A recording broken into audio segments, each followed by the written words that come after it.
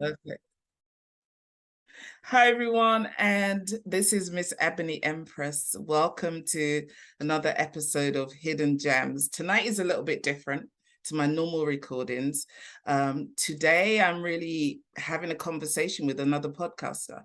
So, Fabian Lyons from Game Changers has joined me. Welcome, Fabian. We're going to just have a conversation about life, relationships, and why we're in this whole game of podcasting and what we've learned over the years about people, about ourselves, and what we bring to this whole agenda of life is what we're going to really talk about. So we've had a little pre-chat, and it's just a shame you guys weren't on the pre-chat because the Right. pre-chat was hot. And very interesting. It was pretty So interesting, welcome. no doubt. So, Yeah, so on your podcast, Miss Empress, thank you so much. no problem, no problem. So Fabian, like, tell my listeners about Fabian. Like, who are you? Where do you hail from? Well, go on. Well, a long, long story. It's a long, long story. So, well, Brooklyn born, raised in Jamaica, Miami, and Toronto. And I now reside in South Florida. I'm a journalist here for the Miami Herald. I've been with them over 21 years, and I've served my community by covering stories and also mentoring young people. I'm a father of two sons. I have a granddaughter as well. So I'm well steeped into this community, very proud of this community. And I started my podcast, Game Changers with Fabian Lyon, 2 years ago. And that has even connected me even that much more into my community. So now instead of exclusively writing about folks, I get to actually have them on for 30, 40 minutes, sometimes longer, and ask them some questions that I wouldn't necessarily ask them in a shorter interview. I hear you. I think that's the pleasure of being a podcaster, that you get to ask those questions. And if people are comfortable with you, they answer, right? No doubt. No doubt. Yeah, yeah. Yeah. So that's great to hear about you. I'm from London. Um, not I don't have that kind of checkered history of different places. I was born in London, brought up in London. I've lived most of my life in London, traveled because my parents are Jamaican, traveled to Jamaica. I'd say the difference may be that people in Jamaica, although my parents are Jamaican, will always regard me as British English, as they like to Right. call us. And I guess, but culture wise, I feel we definitely have a connection because my parents brought us up as if we were Jamaicans in Right. Jamaica, but in England. So Wow. the rules or the cultural norms around behaviors, the beats, we got all the beats, we got those and more. And we were in a strict Christian household, and we didn't get to see too much of the world. But at 18, I broke out and left and went to see the world for myself. Didn't Wow. have the greatest journey. I have my kids, my grandkids, but I think what I have learned is that everything is a circle, and basically there isn't much change in all of the things that are going on in the world, but it is the world. So I'm really interested today to learn about, from your perspective, being on the other side of the pond, how do you see relationships? I don't know, it's one of those subjects, isn't it, that everybody loves to talk about, but I don't know if people are actually doing anything. What do you Yeah. think? Well, I think I love relationships, and sometimes my friends think I'm crazy because I love relationships that much, and they might want an alternative lifestyle for me, but I love having somebody in my life that that I can do things with, and we can grow, we can learn each other. Obviously, if the fit is right, but I like traveling with said person, finding new spots to eat, and just enjoying that whole experience because I know it's going to end at some point, and I am trying to get as much memories in as possible. and it's not something maybe that I would have said in my very early years. Yeah, I hear you. I absolutely hear you. I think I've done more traveling probably in the last kind of 10, 15 years than I did previously because my kids were growing and now they're grown. Right. I get to do more traveling. I absolutely love traveling. And I've been to some places that are very interesting. So I've been to Serbia, Montenegro, some places that not, Black people who say, I don't go to certain places, wouldn't go. But by chance, I found people who wanted to go and explore those places in Europe. And it was a lovely, lovely experience. I can only say it's one of my best holidays was going to Serbia, actually, with a group of 11 Black women. Uh-huh. And we took the place by storm. People were coming up for pictures. They were calling us, celebrities. I don't know how many times someone called me Beyonce. I was like, hello? Do I look anything like Beyonce? But, these are people who probably don't watch TV. I'm like, literally, you need to get a TV, guys. Get a TV. Like, Yeah. We're not celebrities, but it was Yeah. great to be treated like a celebrity. And I think the other place that I really love is Egypt. I'm going back to Egypt in Oh, November with my nice. girlfriend. And actually, I love Egypt because it is one of the places where I feel like they love Black skin. It's the only Mm, place that I've been where I think people call you out on the fact that your skin is dark. When I arrived the first time I went to Egypt, someone said at the airport as I was taking my luggage through with another girlfriend who's actually mixed race, guy stopped me and he was like, Nefertiti, Queen Nefertiti. I oh, was like, wow. hello? Yeah, I don't know who you're talking to. And he was like, you, Queen Nefertiti. Says, Nice. lovely, beautiful, black skin. I was like, yes, I'm in the right place. Someone actually loves your skin. And I've Wow. never had that in Europe or, America. You just don't get that. Like someone actually adoring you for the color Yeah. of your skin. And everywhere Yeah. we went with my friend, we'd be getting free drinks, free food, people give me free gifts. I was like, I felt like a queen. No doubt. So That's yeah, so that was awesome. a great experience for me. Treated like royalty. Yeah, absolutely. Yeah. Absolutely. In our hotel, we would get up in the morning, go down to breakfast, and we come back. They'd put rose petals and chocolates all over our beds Wow. and, and little messages. And I was like, okay, these men are really on it because I know it was only men cleaning the room. So I was like, you know what? You guys need to calm down. Do you know what I mean? We're only here for 10 days, but it was an amazing trip. It was really nice. That's, that's awesome. Mm-hmm. Yeah. So what have your experiences been like in traveling around the world? Well, my mother, I'm adopted, by the way. That's another uh, facet. So I have maybe a unique experience or somewhat unique experience. Born in Brooklyn, as I said, and my mom was German. So my adoptive mom. So I got a taste of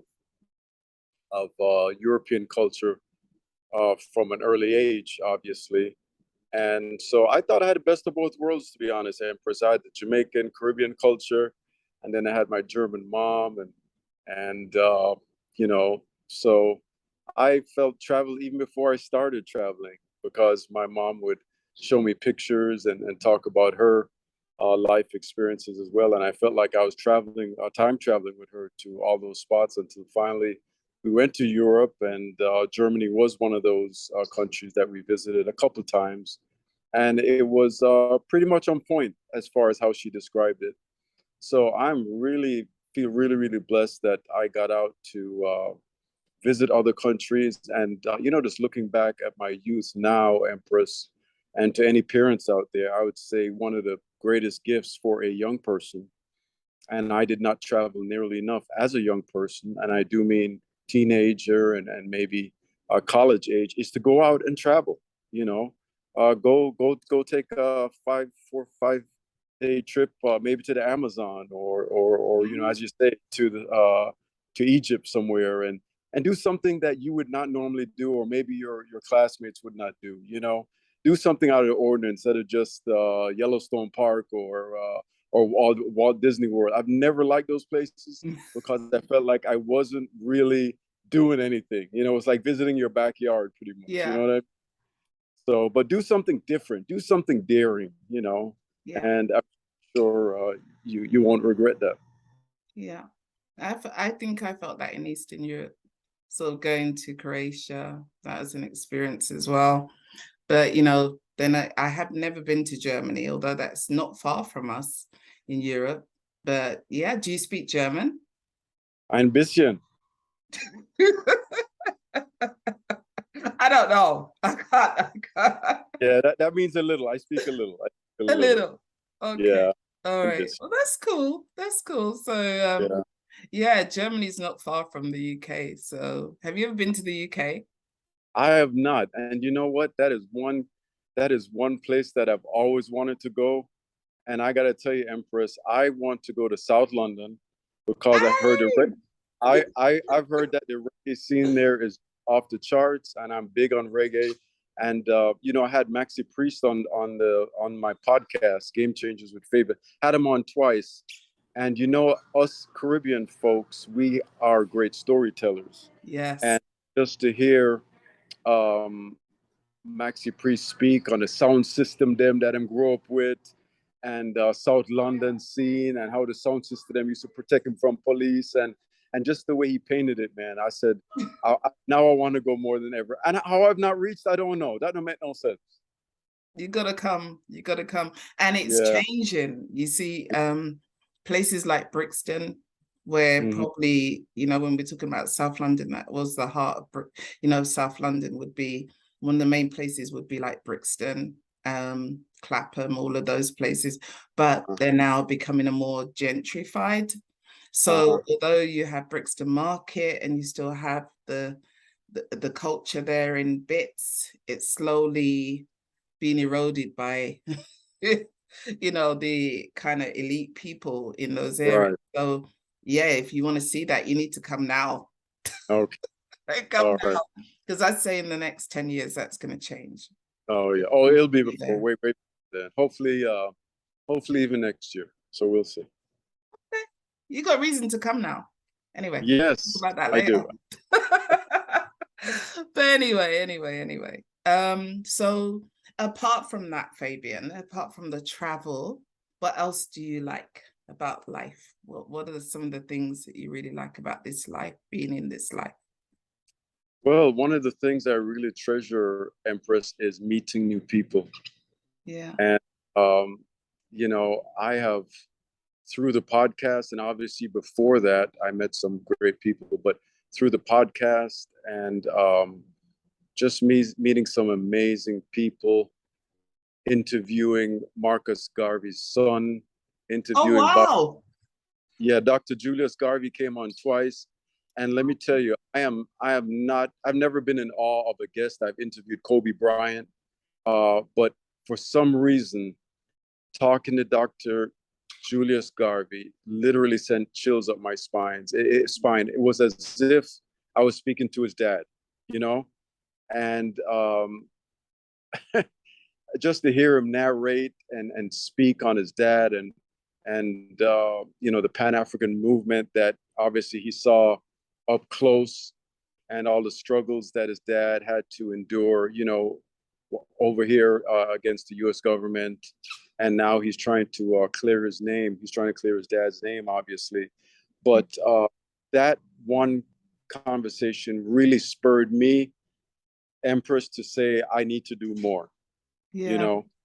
And, as I said, I love my community. And if there's any way, whether that's providing a platform for those to create their own narrative and not wait on mainstream media. And one thing I don't like to do is complain too much, because I think all that energy can really be used, actionable. And the same Yeah. thing applies with the guests that come on. Now they can speak. It won't be misinterpreted anyway. It won't be written away other than how they said it.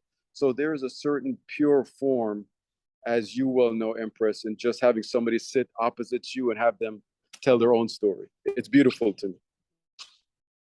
Well, I don't have the level of guests that you have. Clearly, you're on the A list. I have kind of B listers, and I'm happy to have my B No, listers until, I get no. to your level. Okay.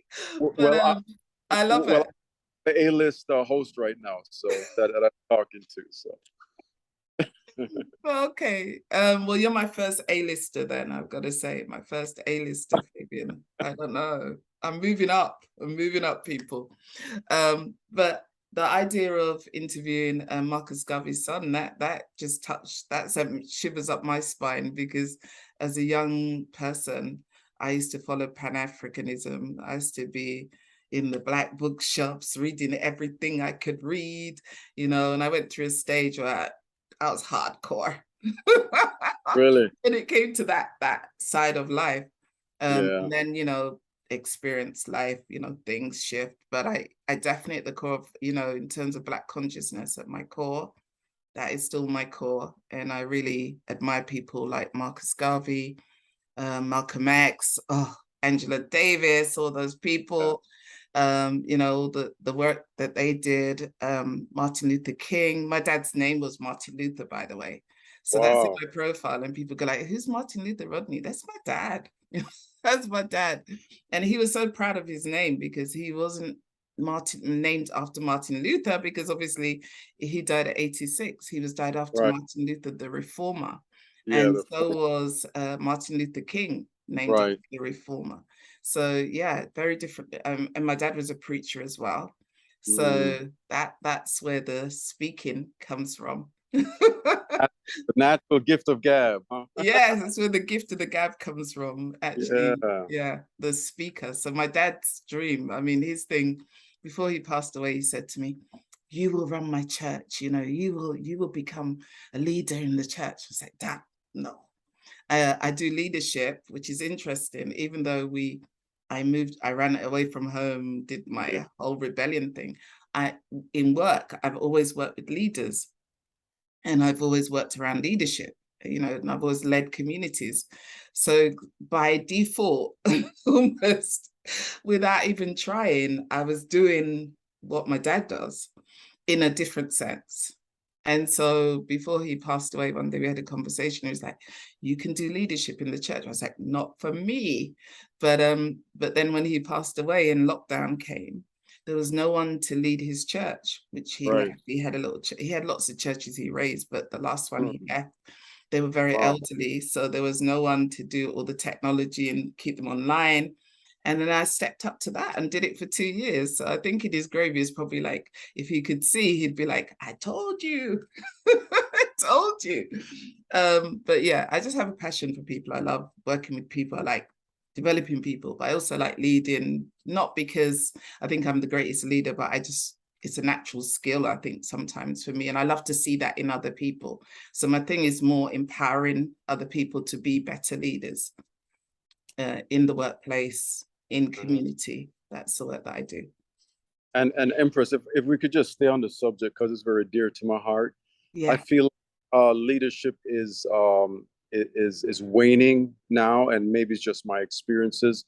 But Yeah. I think, especially in the workforce, I've had loved ones, um, family members, just kind of retell horror stories of uh, of their managers, their bosses, whatever you want to say, being appointed without any kind of instructions, without any kind of leadership training, and they're given a title, and so many of them are more dictators than anything.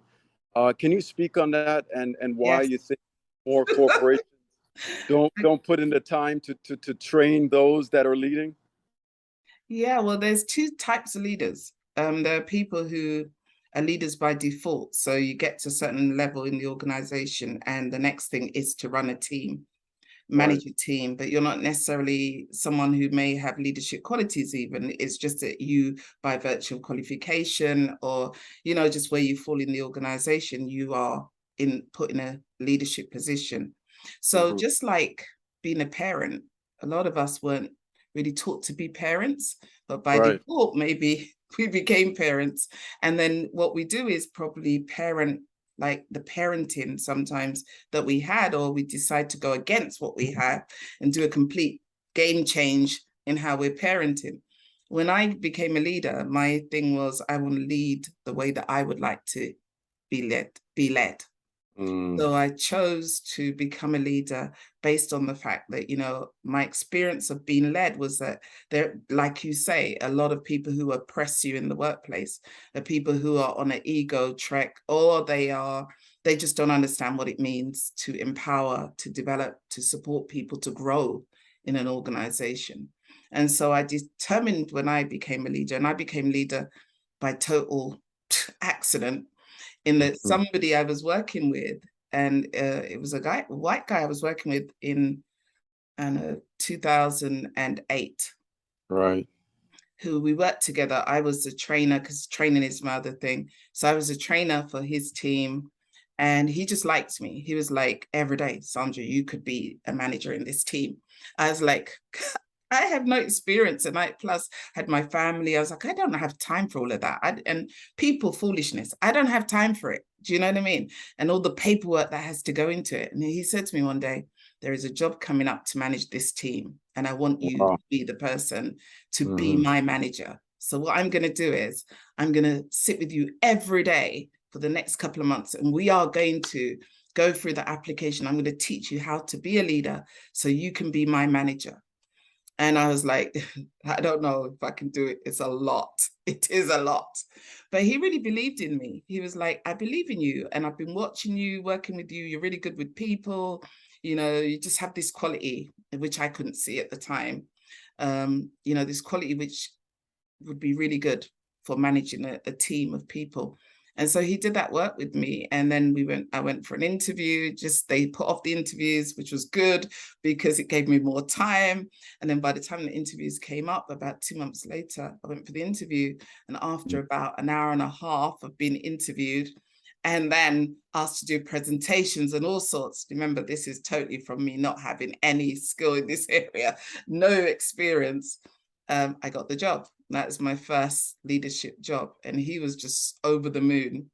And even after, I was just lucky that the manager that became my manager was someone that nobody liked in the organization again. Because what had happened was he'd come out as gay. So he was married, you know, and people were like, how do you do that? How do you come out as gay after you've got a family and everything? But I didn't worry about that. I was just literally like, you're in a position to help me. You're my friend. I don't care. I don't care what you are, who you are. You're my friend because you can support me. And I think he just felt I was genuine. So he would write my reports. He would help me. He helped me so much so that I just did not, I couldn't believe the support I got from somebody who didn't need to help me, you know. Right. And we became really good friends, and he's retired now a long time, but you know, we're not in touch anymore. And I always wonder if he's still around because it was a long time ago. But yeah, that was my journey. But so I understand where people are coming from when they say they get a lot of bad leadership. But I had a great example in that my dad was an amazing leader. My dad was a leader at a time when, you know, in the church, in this country, there weren't many Black leaders that were allowed to be leaders.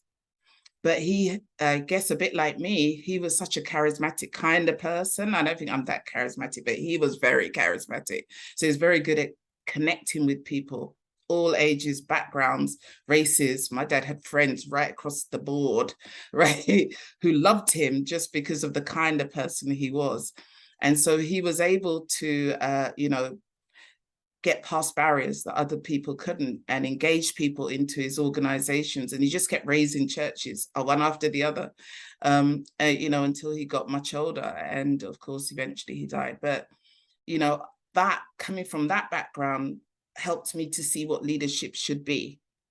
You know, that it's a team thing. You pull a team together, you work with people, you understand all the nuances of the different people that may be in that group, and you work with them according to who they are. You know, you don't club people in any, you understand who everybody is, and you find a way to meet them where they are. And then, you know, there you have the backstabbers and you have all the people, just like in an army, you know, the people that want to take you out in different ways, who want your position, who want to be you and can't be you, you know, all of that stuff happens and you've got to manage it. And a good leader can do that, you know. Right. So yeah, there's lots to learn. And I think that's why I coach managers now. And they will say, well, you know, I don't know, this is happening, that's happening. I said, right, so you got to start from, go back to basics. Like, what are your core values? What are your belief system? What is your belief system? And how is that affecting the kind of leader that you have become? And if that's not what you want to be and not how you want to be perceived, go back to basics, reshape all of that, then have a strategy for how you will engage people and bring them back on side and get their trust and get their respect. Ultimately, respect is the biggest thing, right? And you can get the respect without bullying anyone or being rude to anyone. You get that respect just because the way as well, how you carry yourself, right? So if you know, it's like people, someone on Clubhouse was saying to me yesterday, you know, people are just abusive on here and whatever. And I said, I haven't, in the few months I've been on Clubhouse, I've not encountered it. And the reason why I don't encounter it is because I don't bring that energy. Do you know what I mean? And I keep the title Ms. Ebony Empress for a reason, because it's a respect title as well. It's saying, look, this is who I am. It's not just what I say, but my name is also part of my brand. And that's saying to you, yeah, respect, because that's what we need. You know, I think in relationships, it's the same. I don't really care if someone does all the love. I don't know. I don't really care, because you can't know if anybody's genuine, right? Right.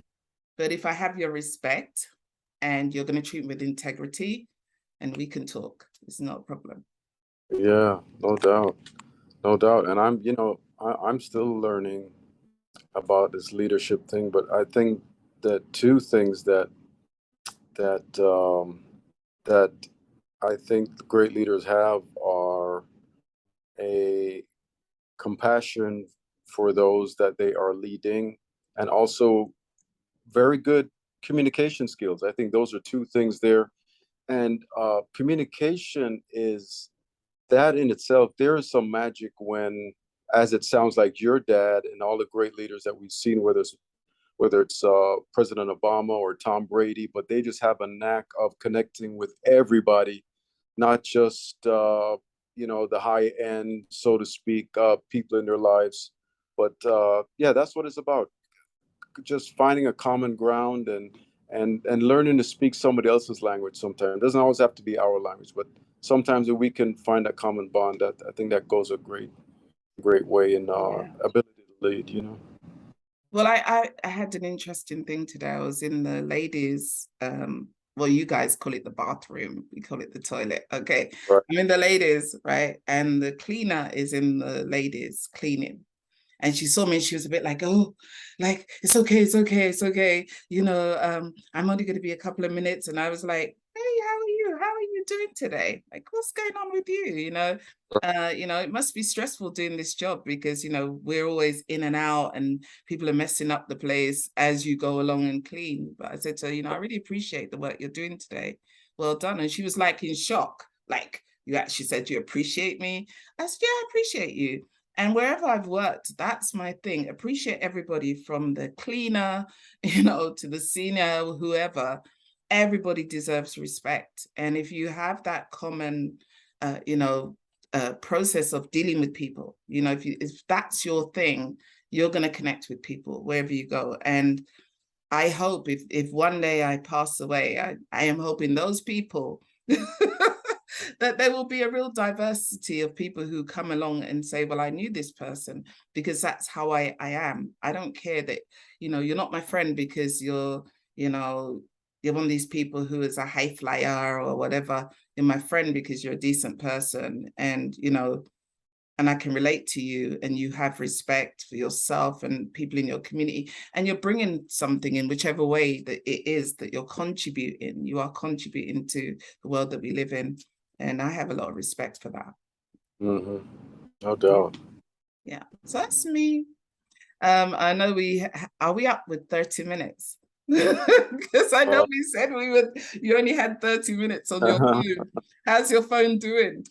yeah, we're just about there, but I can take maybe another question or so for sure. Okay, okay. So a question may be about your long-term goals. Or like where do you see yourself in the next kind of 5 years or 10 years? I hate to go 10 years to people because who Yeah. knows, but sort of next 5, 10 years, what's your plan? Well, I would like to definitely grow out this podcast, Game Changers with Fabian Lyon. I'd like to, by the way, this is my second London interview, so I'm really, Oh, really excited about that. If I can go across the pond every now and then, I'll be really happy. And next Tuesday, I think I do an interview from Bangladesh. So, oh wow. yeah, so this Oh, well done author, you. yeah, so and that's the thing over here in the United States. I think we just think that it's just the United States that's happening, but look at untapped Africa, just what a great continent there, and all the great things happening there. So I want to grow out, uh, Miss Empress, this podcast. I want to monetize it. I want to travel and talk to people and talk to all the game changers such as yourself. That's just doing great things in their community and that are really agents of change. I really respect folks that can rise above what they might be going through or what their community or what they've lived already, and they want to leave the place a better place than when they came in there. So those kind of people is who I want to be around, and having them speak on the platform. I love it. I love it. I love it. Well, it kind of it is aligned to the kind of place I want to go with my podcast. I think before I was just podcasting for fun. So when I was Right, doing it, um, sort of from 2010 onwards, it was really more, I just want to hear people. I want to learn. I'd come out of a long-term relationship when I started. And my thing right, was, I need to learn relationships. My life is too limited. I need to hear what else is going on out there in the dating world and how people perceive romantic relationships. yeah, Um, but now I think, I want to go much deeper. I want to learn more people. I want to uncover more gems out there. There are people out there who have amazing lives, just like game changers and the people that you might meet, that no one knows about. And because we're in a society where everybody focuses on celebrity, if you're not celebrity, you're not important, right? right, And you can see that by the amount of followers people get on Instagram or whatever, and you're like, yeah, because you're a celebrity. You just have to say celebrity, and everybody goes over there. yeah, But what they miss is that you may not be a celebrity, but you may definitely have some, really great stories. You might be changing the world in your little way and contributing to some great change on our planet. So I am trying to find those people. Like I had an interview with someone last week, and she was mhm, from Clubhouse. And I mhm, loved her story because it was such a story of resilience. Someone who'd been diagnosed with cancer, I think about 4 times, and had different cancers. And yet she was still positive, still believed that, she's going to live for her children and right, had something to bring to this world. And those kind of people, I think, are magic because when you hear the story, you may not be there, and it may not even be your story, it may not be in your experience, but you've got something. You got something that will help you if you have a friend or someone who's going through it, or if eventually you might go through it. Those stories will help you to be stronger when if you need to be, when the time comes, when you're challenged by illness. And I think we're all right, challenged in some way by illness in our lives, and it might not be even a physical thing, it might be mental illness. There's a lot of mental illness that's undiagnosed out there. How do you rise up above the things, those curveballs that may come at you? How do you get past that? yeah. That's a big deal. So I love to do those stories, and really they're for my kids. a bit selfish, but it is, because I feel like that's my way of showing them that, listen, long after I'm gone, go listen to those interviews, because they will help you to, adjust your mindset when you're challenged in life. No doubt, no doubt. That Yeah. sounds great. That's a great legacy to leave as well, Yeah, that's the plan. That, and I think at some point I will finish my book. Okay. I have a book I've been trying to write, but I now have a coach who's going to help me to complete it. And there's Yeah. a course that I'm trying to put out on how to speak out with confidence, which is really one of the issues, I think, for a lot of people. There's a lot of speaking out there, but a lot of people are not confidently Well, communicating yeah. what it is, their message that they need to deliver. And I think a part of that, Miss Empress, is I think we got too many language police out there, to be honest. I'm not into everything has to be the Queen's English. Look, how you talk is how you talk. You don't get any less points or more points as long as you're communicating. And that's all we want. Yeah. Look at all the great dialects that we have. We have the Patois in Jamaica, in Haiti as well. And to me, it's all beautiful, man. It's all beautiful. It is, absolutely, absolutely. But yeah, so I didn't offer you any Jamaican twang tonight, because I'm being on my best behavior in terms of language, and I didn't think you would necessarily understand everything I said, because it's got Oh, the wow. English, it's got the English, it's got the English entwined. But yes, Hey, I appreciate what you're saying. no, may I tell you, may I tell you, sometimes I bulk up some people that I don't understand them come from our part of Jamaica. I'm like, I need a translator now, man. You know what I mean? So, but we are going to have on the Maroon Chief, Richard Curry, on Saturday. So I'm excited about that, Miss Empress. And he doesn't give a lot of interviews. He gave one to Forbes magazine, I believe, 2 years ago. And we are really honored that we're going to host him at 7 p.m. U.S. Eastern Standard Time, 6 p.m. Jamaica time. And he's going to be on Clubhouse in our room. So hopefully you can join us. I'm extending an invitation. I should definitely come by. I love your questions in the room. So hopefully you can join. I have some questions ready. It sounds like I need your market person, because whoever's doing your work to get you the speakers is doing a really great job for you. So it sounds like you have amazing speakers coming on your podcast. That's really great. Yeah, I'm persistent, and I tell you what, at the end of the day, Miss Empress, we all want to hear you're doing a great job, and that's my opening line. Most of these folks I don't know from anything, but when you tell somebody, you acknowledge all the great work they've done, and sometimes we forget that is so important. We all want to. I know I want to hear it sometimes. Yeah, I hear you. I'm going to take that on board. Yeah. More, you are doing I do anyway. You are doing an amazing job, and I absolutely love you. And it's true. And I think you got to be honest and authentic as well in the offerings that that you're giving to people who want to tell you their stories. But definitely that's a way in to actually acknowledge people. And I think we need to validate each other more.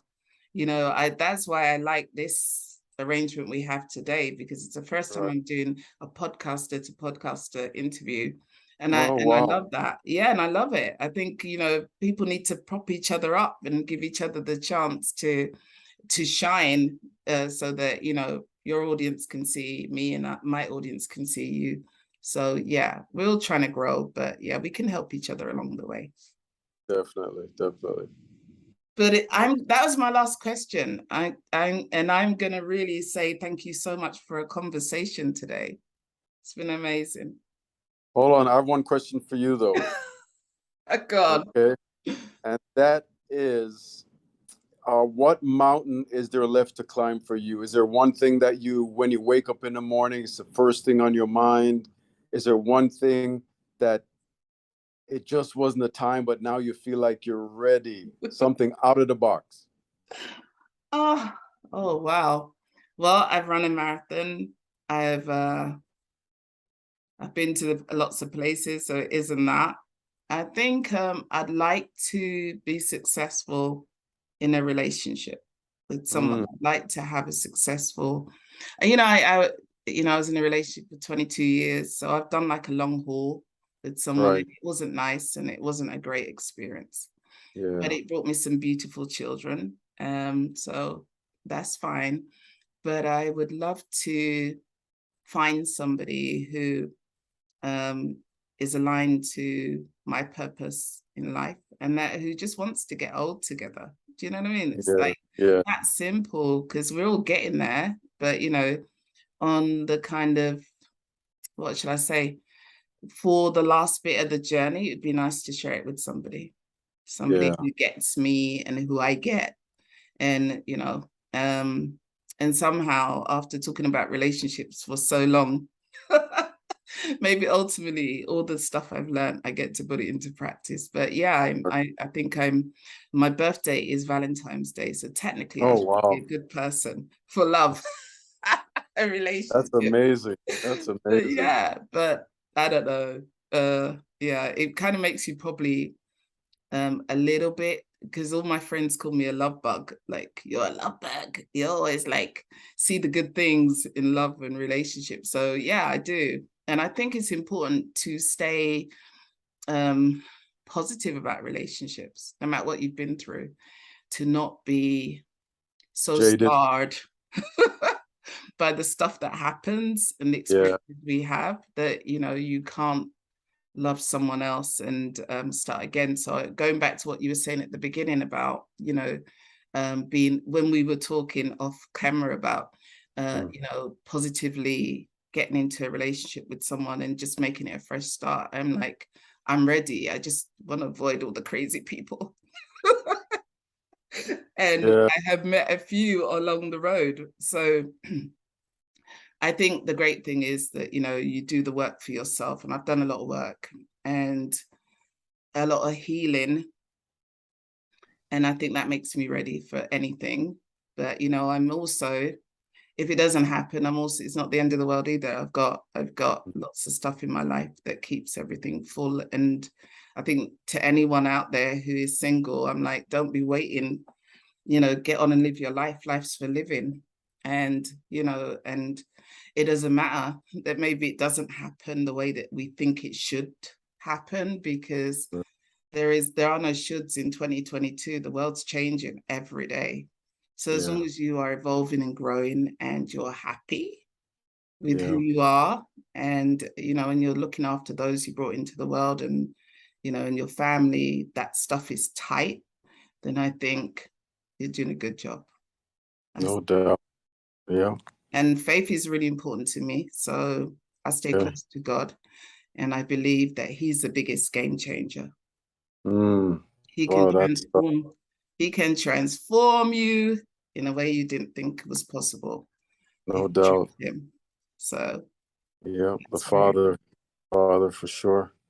Yeah, that's great, Miss Empress. I concur with everything you said, and I think sometimes we talk ourselves out of situations, for fear or in fear, and but that does not really help us either way. So once again, as I said, I believe in going in and giving somebody the benefit of the doubt.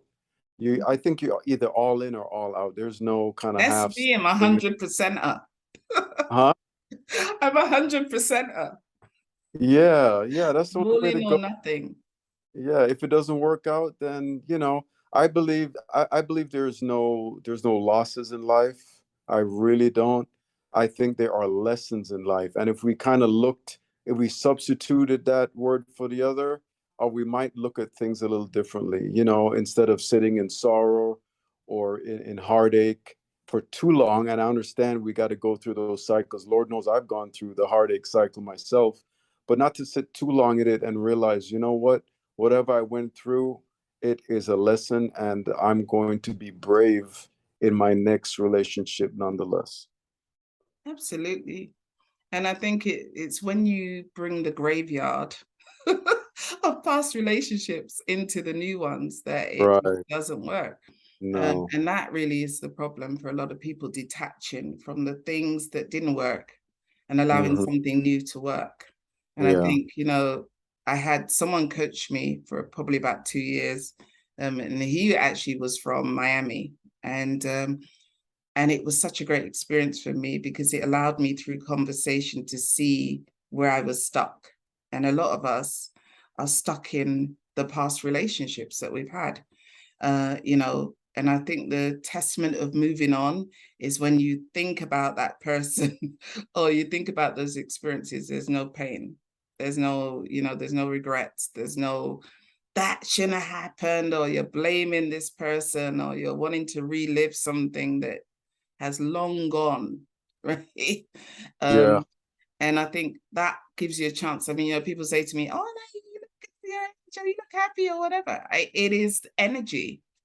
All it is energy, and it's allowing the right energy to be in you so that you refresh daily. And the refreshing can only happen when inside the right thing is going on inside, and that means in your mind. That means you're allowing yourself to be refreshed, and I believe the Holy Spirit does that to you. That, you know, when you're engaging with the Holy Spirit, there's a refreshing that happens. There's a newness that comes every day. And yeah, I'm not going to preach to anyone, so I'm going to not go too deep there because some people can't take it. But I literally, that's my source. That's my power source, and that's what drives me to want to be the person that I am. Yeah, that's all good. That's all good. Well, this has great been to speak. Great to speak. I need to get you on my show, and we definitely need to do a clubhouse room together. Really, really appreciate your spirit and just your great energy, Miss Empress. It's really an honor meeting you and being on your show today. Oh, and it's an honor meeting you, Fabian. Like, yeah, the whole world needs to know you, because I think I only saw the picture of someone, but I was listening to you on Clubhouse, and that's why I invited you to have a chat. So yeah, really great to meet you and to learn more about what you're about. And I wish you the best with the podcasting that you're going to do. I know you're going to be absolutely amazing. You're going to blow it out the park. I know you're going to be great because you're already great. So I just thank you for shining a little bit of your greatness in this direction and being allowing me to uncover the hidden gem for my podcast that you are. So keep shining and keep soaring and keep being everything that you are. Thank you. Thank you so much for kind words. And we'll definitely talk. Definitely. Take care. Take care now. Bye-bye. Stay there now as I stop recording. I had to say it to people because they go like, ah, and they just jump off. We'll have a chat after. All right.